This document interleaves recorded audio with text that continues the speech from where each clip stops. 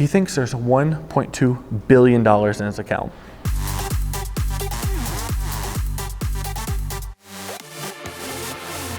I was living here in Atlanta at the time, and I decided, I do things very spontaneously.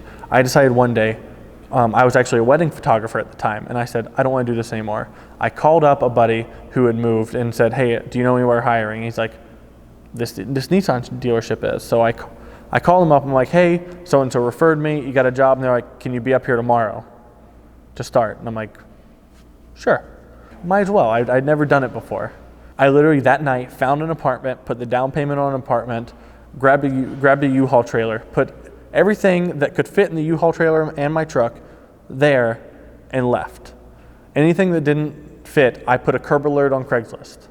It's a lot different than other car sales. You get a lot of the bottom rung, you get a lot of bogues, that's, just people with 320 credit scores, like not possible credit scores. People coming in and being like, I want the $60,000 Maxima, or the $60,000 Pathfinder Armada. They have a 390 credit score and they're like, I can afford $120 a month.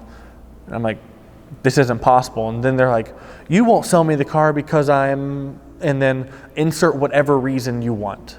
It's like, because I'm fat, or I heard everything. I've been held up in a bank. I was getting gas, and I was, remember when the killer clown stuff was going down?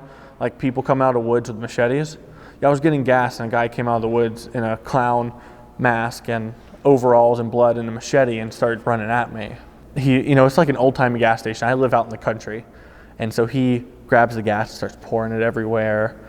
And I'm like, I don't play these games. I don't do this, right? And he just keeps coming. And I carry in my car. So I reach in and I just grab my gun. And I'm like, I point and I say, look, I don't play these. I had my daughter in the car, man.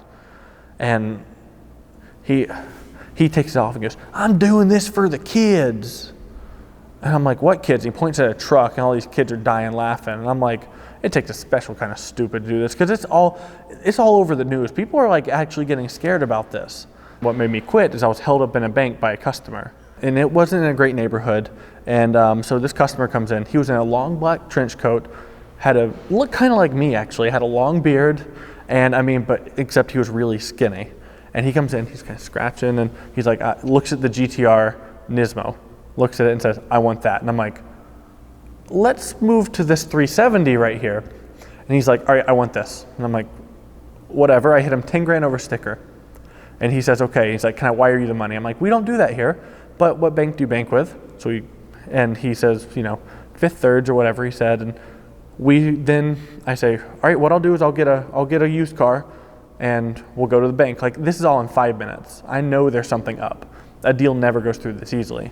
So I pull around in a used Altima and it's brown, and he gets physically angry and says, the Altima has to be black. It has to be black. Like, he gets angry. I'm like, whatever. At this point, I'm making good money if this goes through. So I'm like, all right, we'll pull around. I go get another black Altima. And as soon as we go on the road, he cranks static all the way up and starts headbanging. And it's really weird.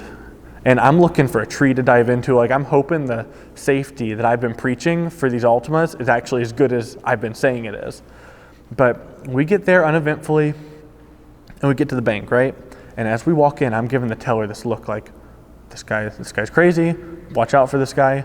And we walk up and I act cool. I'm like, hey, my name's Austin. He's buying a car. I just need a cashier's check and we can get this over with. He thinks there's $1.2 billion in his account. There's 15 cents. And if you wholeheartedly believed that there was $1.2 billion in your account, you'd get angry.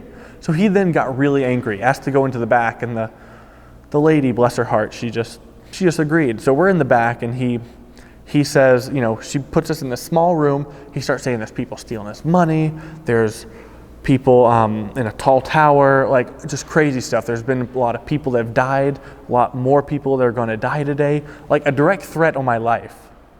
And I talk him out, and we get out into the bank, and he gets out a knife and starts wailing it around, like trying to hit people. And I'm sitting there like calming them down. But because I'm the only one that got rapport with him, right? I called the cops about 10 minutes earlier. It took the cops 29 minutes to get to this place.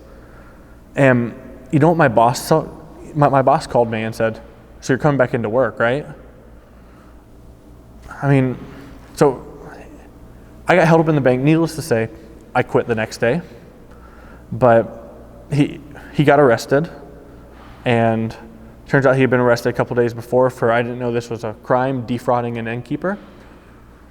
But yeah, so that was my car salesman experience that you hear all these horror stories about it, but that's mine. That's my claim to fame, as I was held up in a bank, and then I decided it's time for a quieter life. And I started buying really, really bad cars. And so now I own 2 Yugos, 2 mail Jeeps, a ramp truck, an Avion travel trailer. My truck has 317,000 miles on it.